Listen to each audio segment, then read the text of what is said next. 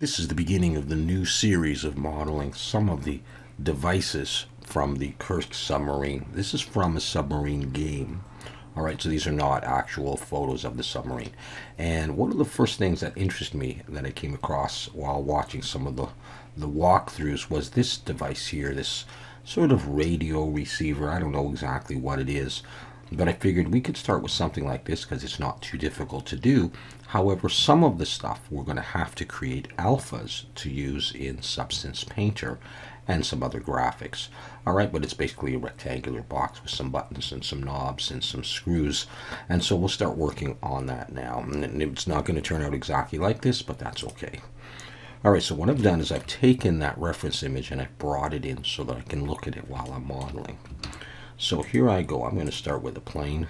I'm going to rotate X90 and I'm going to scale it up a little bit and sort of match this a little. I'm going to make it a little taller, like it's a rectangular thing. I'm going to extrude it back. And yeah, we're going to start with something like that. Okay, so I think the next thing I'm going to do is I'm going to round it. Now I am going to be working destructively, doing manual bevels. That's just the way that I like to work. I'm going to pull this and roll up until I have 5 edges and do something like that. It is somewhat rounded. And I'm going to round the front and the back, Control B. I'm not really worried about poly, so I might use a little bit more than you would if you were using this for a game. I'm going to come in here, I'm going to grab that face, and let's just see. So I'm going to pull it in so we can inset. Let's press I to inset and pull in. Not too much, maybe something like that, and extrude it back.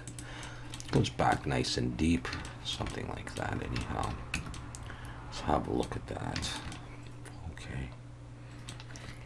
Alright, so I think I want to lengthen. I'm going to the wireframe and then a box select down there. I just wanted to lengthen it just a little bit back to solid. Alright, let's start placing some of these things here. The first thing let's do, actually, let's turn on the cavity shader and let's do the bullets that are at the 4 corners there. Yeah, okay. Actually, just before I do that, I want to bevel this edge here. I'm not using 3, I could be, but yeah, whatever. Alright, so I'm going to bring in a circle with 16 vertices. I'm going to scale it down, rotate X90, make sure it's out in front, G to move it and scale it down and just go back and forth on this thing. Okay.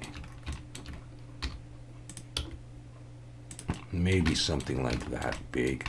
Let's have to make a face, extrude back, and now I'm going to actually leave the backs on these things because I will actually be doing a Boolean, and I'll explain why later.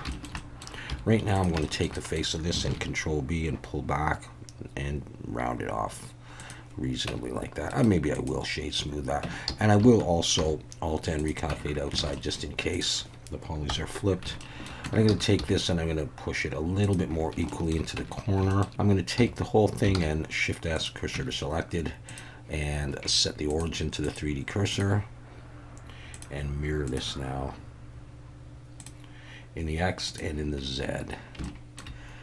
And that's pretty good. And so what I'm going to do next is I'm going to create these bolts a little bit smaller and I'm going to bring them a little bit down.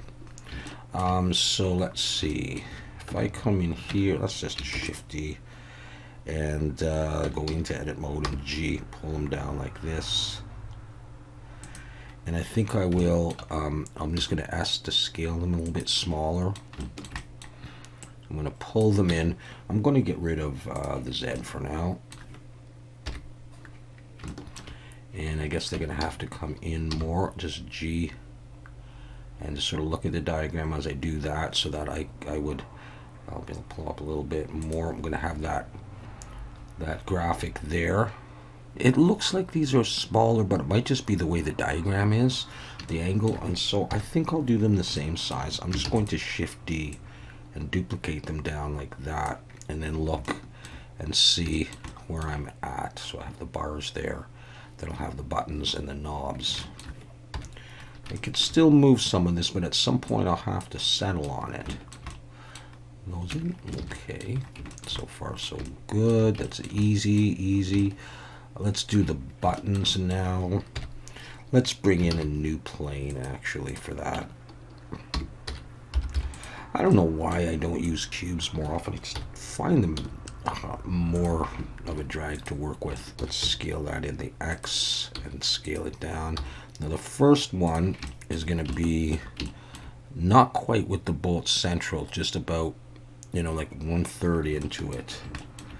I feel like these bolts, I feel like they have to come in a little bit. I could be wrong, but I might just go with that.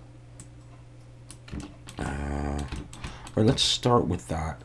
I'm not getting rid of the back faces yet. Like I had said before. Before I do any beveling on that, I'm going to array this, and I'll get a better sense of what it's going to look like. Now that's not right. Because that bolt has to be about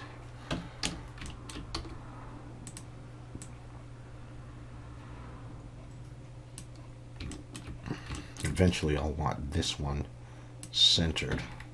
I mean, if it's a little bit different than the diagram, that's okay. I just want to look and say, okay, I've got reasonable amount of space on each side. I'm going to have another knob there, another one down there. And so I think, let's see what to do. Maybe they're a little bit closer to each other. Although I do need some room for a graphic in between there. I'll show you what I'm talking about in a minute.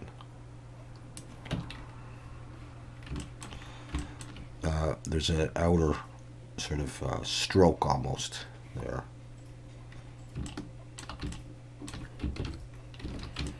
All right, well, let's round these off. Now, what am I going to do here? I just want a nice rounded button. And so I'm going to do that. I'm going to do it manually. I'm just going to select the whole thing, make sure I'm in edge selection. No, I'll do the four corners. Okay, like that. Control B. Nice and round. And the top, nice and round. How's that?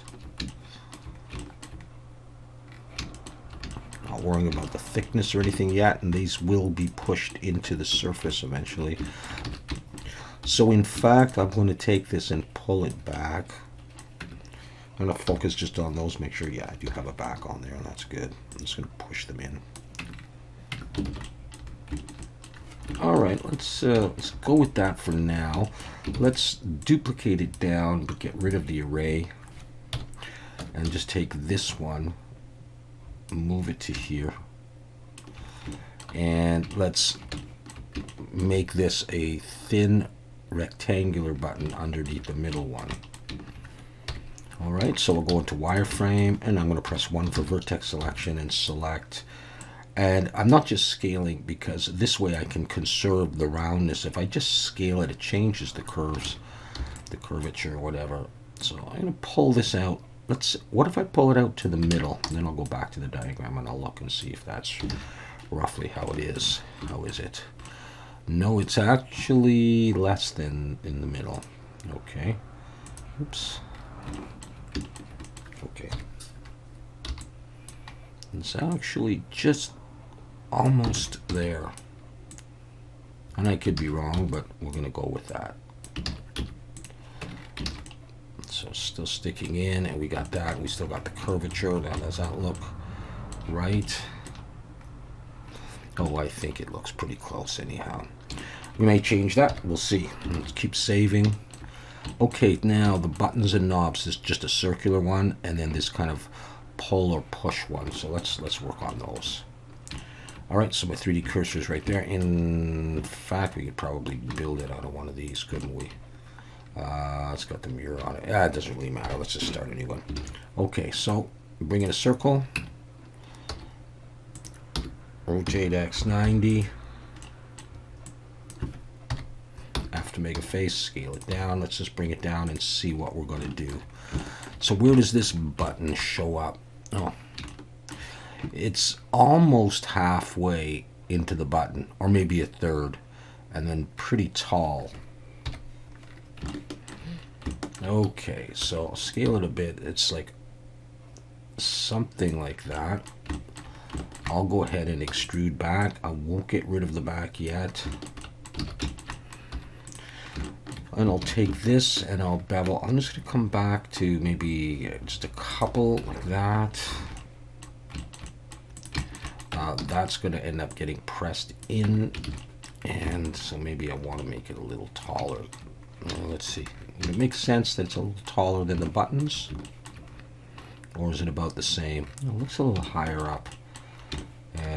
These buttons actually could possibly go in a little bit more so that that's taller. Okay, let's look at the position of that. Yeah, okay, it's almost like it's halfway up that button. So not down there. Although it looks like it's down to the bottom, I feel like I'm going to have to move everything down. And I think I'm going to have to move this stuff down. And I might actually move those down a little bit too. Maybe actually I have to pull this whole thing up. Maybe that's what I'll do. Okay, if that was there, that little space in between, I should be able to just say mirror that there. And how does that look to me?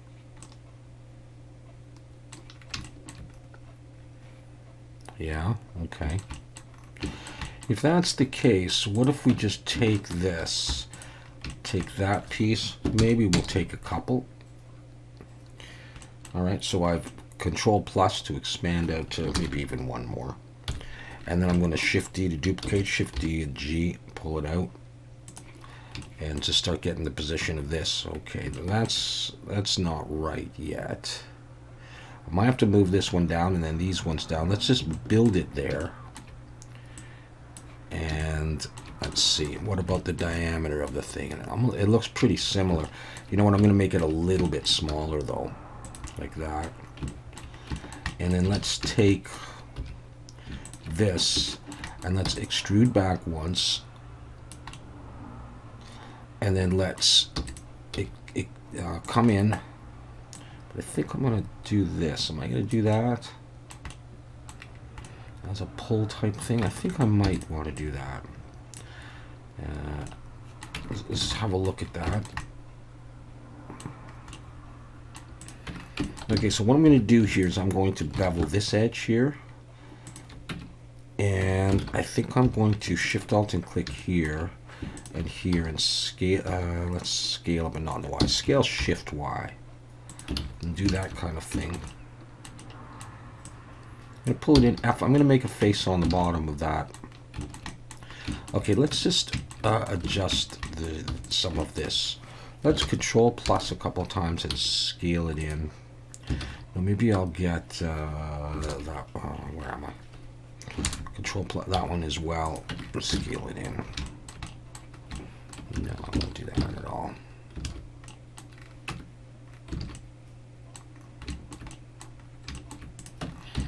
I'm actually going to change the shape of this. I'm going to get rid of those edges, and I'm going to get rid of those edges.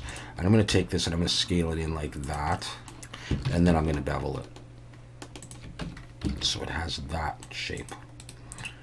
Okay, I will probably do a Control 1 on these, but I'll throw another couple of edge loops on it, but I don't need to do that now. Okay, and I may not do it at all. I am just going to recalculate inside. So I've done that. And as far as shading, I'm not really worried about that right now, but I could put on this stuff here. Yeah, it's going to depend on the back face, which I need right now. So I'm just going to go back to shading flat, getting rid of that stuff. Okay, let's look at the position because we've modeled most of everything we need. Let's try adding the shadow.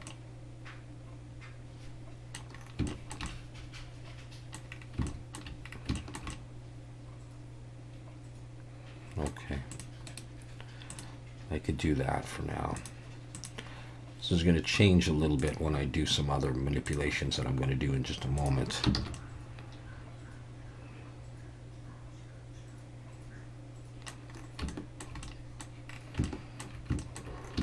Just a final look around. Okay, I think that the stem on this thing is a little bit too small. I'm going to just focus on those. And I'm going to come back in here and select Control Plus and tweak this. I'm going to scale Shift Y. Make that a bit wider. Yeah, okay. And I also want this thing, I think, taller than that one by a little bit at least. So I'm going to, let's see, I'm going to come in here. I'm going to select a bit of that, Control L, push that in a little bit so there is a slight bit of height difference between them. Keep saving. All right. So far, so good.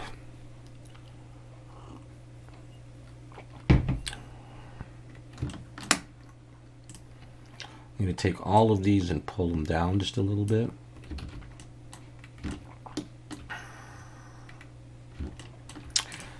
And I'm going to take these ones and I'm going to pull them in a little bit.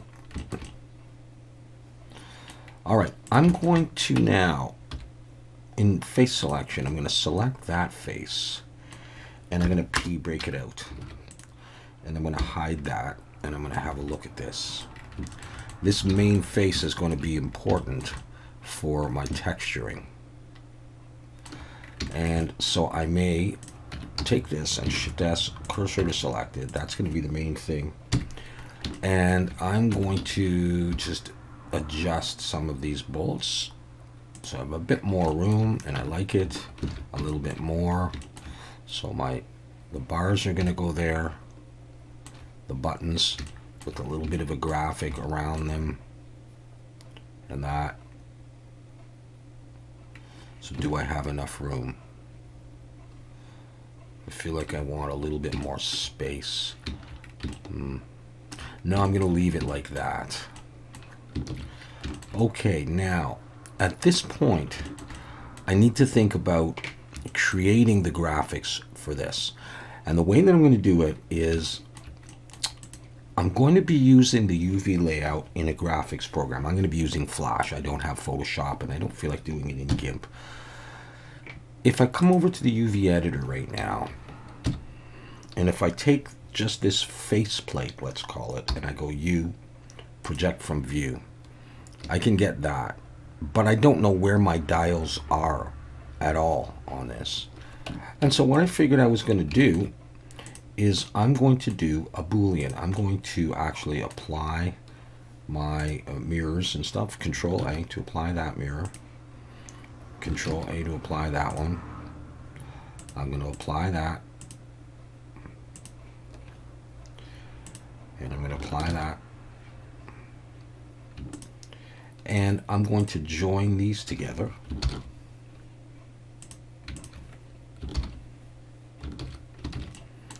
And I'm going to Boolean through this surface. Now, because it's just a flat plane, it should be just fine doing that. And you'll see why. I'll show you why in just a minute.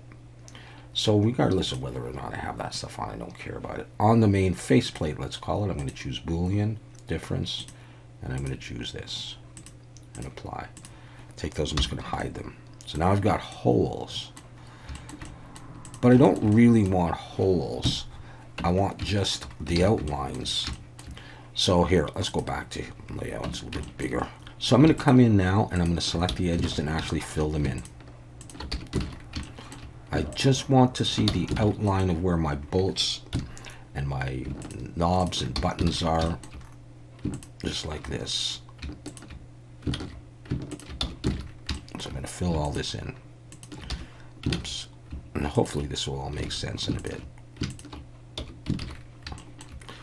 And I don't know if it's a weird way of doing it. Now these ones didn't even make a hole. That's fine.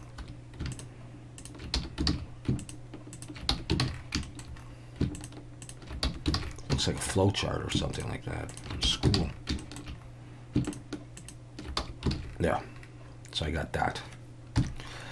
So if I take this and you project from view, scale this down just to look at this. If I was to export this, in fact, I'll merge by distance in case there's anything. If I export this,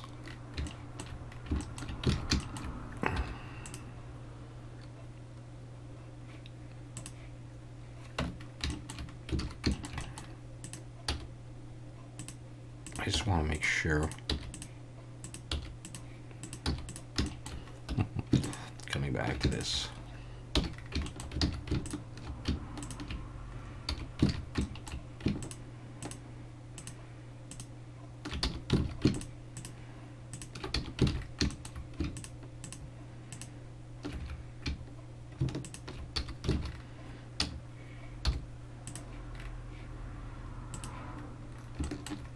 Yeah, it's a little bit nicer.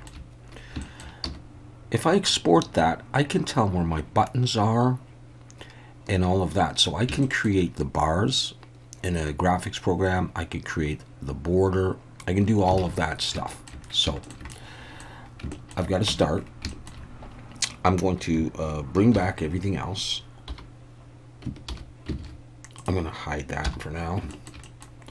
For my buttons, now that everything's applied, I think I'm just going to use Smart UV Project, and we'll see how that works out. A little bit of an island margin. I get all of that stuff. Scale it down. The buttons are not going to be overly prominent. They're just pretty much a color on them. You know, maybe a texture. And I'm going to take this piece and let's see how we want to do this. We could try cube projection. And I'll pack it, and that's probably going to be just fine anyhow, but I'm going to scale it down because that, where was the picture? I'll do it here, is just going to have this kind of beige texture on it. All right, and again, as for the buttons, there's going to have very little, just a little bit of writing on there. All right, you know, and these ones are just color. So that's how I'm going to do that. So now I'm going to select everything and see what we got. This is the main piece. It's got to have some real graphics on it. As you can see on here, some text there, this stuff. All right, so I want that to be quite prominent. So I'm going to take that and I'm going to move that to a position that I like. These are all my buttons and dials.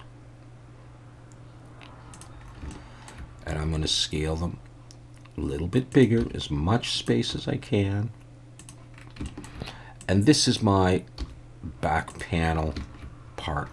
I'll just scale it as big as I can. It doesn't really need to be that big. So let's say I have something like that. Okay? So that's what I've got. Now I'm going to start doing some texturing. I may not get to the main graphics in this one, but I'm going to save that right there. In fact, what I could do is select it all, select this, and maybe I will go ahead and export that UV layout. So I'm going to come to UV, export UV layout, 1024, and let's put that in images. I've already messed with this a little bit. Let's try this as UV layout device 1 video 1 as a PNG, and we've got that saved. Okay, so that UV is also going to be used in Substance Painter. So I've got everything selected. I don't have any materials on or anything, but I've applied any modifiers I really needed to. I don't care about this stuff. So I'm going to take that now, and I can leave it as separate pieces like that. Let's try that. Let's export that as an FBX.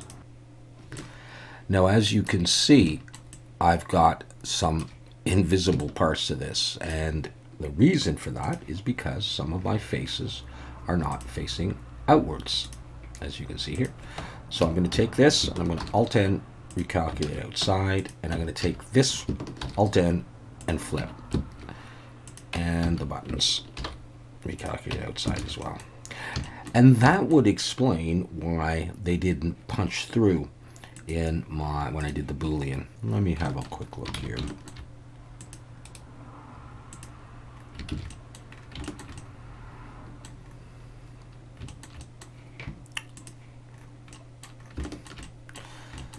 All right, well, the buttons have done their job, and so I'm going to focus just on them, and I'm going to get rid of the back faces now.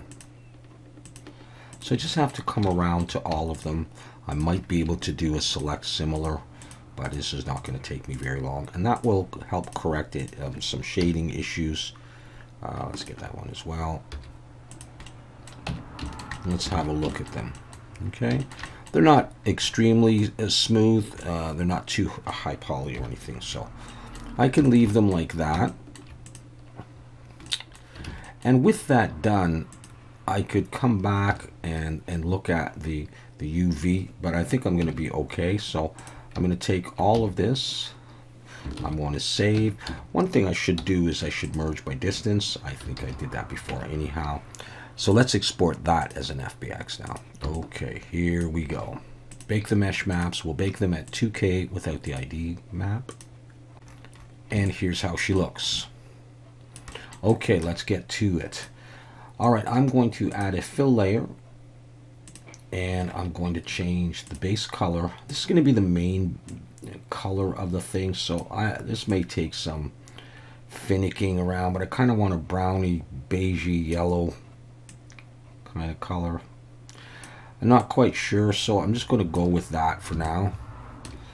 Okay, and so we got that, and what I'm going to do here is I'm going to add a filter, and in the filters I'm going to choose this matte finish here, and that's going to give some variation to the roughness of this. I may adjust a little bit of this here and there, but I want that kind of smudged overall look. All right, so this is going to be, I'm just going to call this base, and I'm going to make these knobs and buttons just black. So I'm just going to duplicate this layer here, and I'll call these buttons. No, we call these black buttons. And I'm just going to change the color to a black. And I mean, you can play around again with the values, but let's just see how that looks. I don't want it everywhere, so I'm going to add a black mask and come to my polygon fill and switch to mesh here, and just click on these 4 buttons, and then we'll have a look. Okay, they look fine. They look fine. Okay, so far so good. Next. The next thing is we want to make these sort of a silvery kind of a color, a metal color. So I'm going to look in my materials for metal, and I'm going to scroll down to the bottom and take this steel rough. I'm going to use that. And what we could do is I usually like to take off the normal intensity or turn it down at least. Sometimes I'll up that, but I mean, there's going to be so small, but that's probably going to be okay for what I want. These are going to be the steel screws. We'll call them steel screws. And I'm going to add a black mask, polygon fill, select just these ones. Like that. We'll do some more work on those in just a minute. And these ones here I want to have sort of with a rust. So I'm going to grab this rust course here, and I'm just going to leave it like that, but add a black mask and polygon fill, select this one and the top ones. So I'm getting that. And let's go ahead and throw some dirt on before I do some more work with the screws. So let's add a fill layer, and let's make it color and roughness, and the roughness all the way up, and the color a dark brown, like that, almost black really. I'll add a black mask and a generator and this dirt, and it's going to go a little bit too extreme. Just dial that back. Maybe I want more grunge. Maybe I'll try triplanar. And just something like that, maybe even a bit more in the crevices. All right, so it's starting to look like that. That may be the wrong color for the box, I don't know. But now what I'm going to do, and this will probably be the last thing for now, is we're going to make these look a little bit more like screws. And the way I'm going to do that is, let's call this dirt. I'm going to create another layer, and I'm actually just going to use a paint layer. And I'm going to scroll down and choose just height and just drop it down a little bit, not too much. Come to my brushes, I'm going to choose a basic hard brush. And let's start with these ones here. And you know, you can do this in orthographic. I'll do that way so it's straight on. I'm going to scale down. And I'm just going to click and hold the shift button. And maybe it has to go a little bit lower than that, actually. Like that. Where am I? Did I lose everything?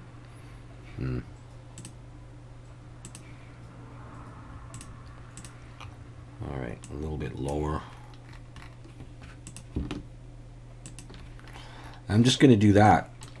And I can draw them at different angles, so just real quick. Nothing, it's fine. Sometimes pressing the wrong buttons. Let's go, I don't know, like that. And let's come over here to this one and make it go sort of sideways. And then I'll come in and I'll do the same thing on the same layer. Let's make it a little smaller, and we'll do something like this on that one. And maybe almost straight up and down on that one. Maybe go across like that. Yeah, I don't like that one. Like that. And we'll just do that. All right, so they're a little bit different orientations. So we've got that. And then what we'll do is I will call this bolt indents. And I'm going to pull this down at least underneath the dirt, because I'm going to add an anchor point to this so I get some of the dirt on here. And the way you do that is you add an anchor point, and you click on the dirt, click on the generator, come to the properties and scroll down, and don't skip over this micro details. Turn the micro height to true, and micro height down here, choose the anchor point, and then change the base color here to height. And you get some of that dirt in there. You can play with the levels if you want to. So this is what we get so far. All right, and obviously more to do once we get those decals on. It'll start to look a little bit better. I'm going to press the tab button to maximize. I'm going to come over here and I'm going to scroll down and turn on activate temporal anti-aliasing, activate color profile, and choose a color profile that I kind of like. And this is what we have so far. Okay, so now in terms just really quickly of that base color, let's look at it. Yeah, let's modify that a little bit. So I'll come down to my base color and I'll go for a little bit more of a brown kind of a color. Let's just slide that in here and see. Yeah, for the moment it's a yellowish brown still. Okay, so once we get that graphic in there and the graphics here and change the buttons a bit and put some text, hopefully it will look more and more like this all the time, and I can tweak the colors as well. All right, so that's a good start. Thanks for watching, and we'll see you next time.